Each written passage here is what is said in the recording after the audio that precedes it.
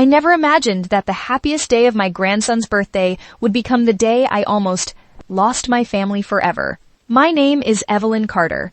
I was 65 years old when my daughter-in-law looked me in the eye during my grandson's 6th birthday party and calmly told me to stop interfering in their lives. She said they no longer needed my help, that I was controlling them with money, and that if I wanted to see my grandchildren again, it would only be on their terms.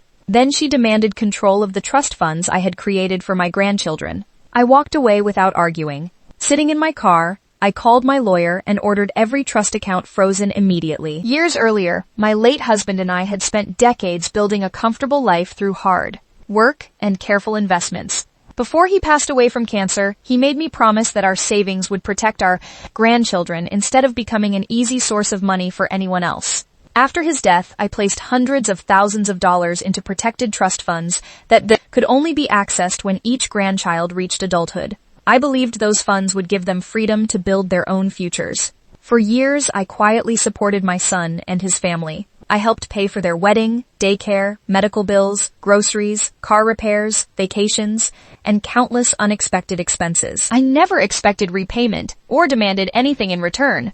I simply believed that helping family was an act of love. Slowly, however, my daughter-in-law began treating every act of kindness as interference. She isolated my son from relatives and friends, controlled every decision, and convinced him that I was trying to manipulate them through generosity. The truth finally surfaced when she revealed that she wanted full control of the children's trust funds so they could purchase an expensive dream home.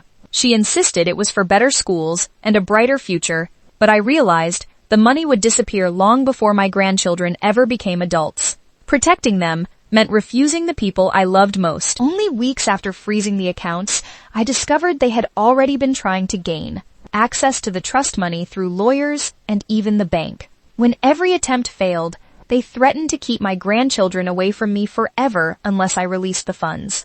Instead of giving in, I documented every threat and prepared for court if necessary. The dream house deal collapsed because the down payment depended on the trust funds. That failure became the turning point.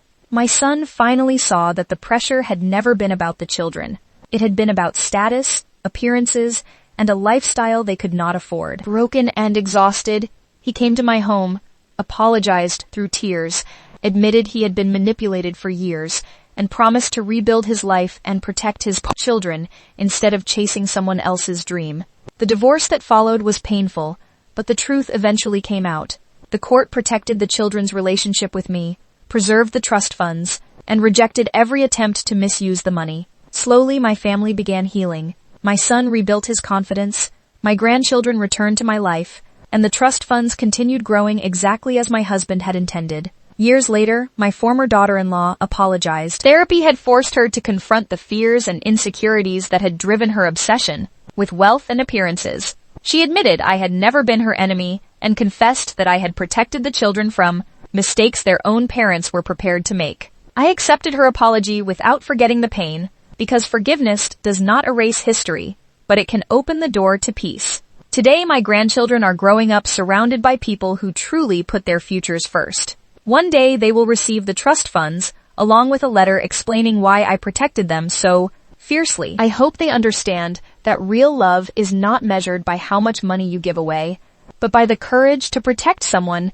even when they misunderstand your intentions. Sometimes the hardest act of love is saying no when everyone expects yes, because the greatest gift you can leave behind is not wealth itself, but the freedom for the next generation to choose their own future.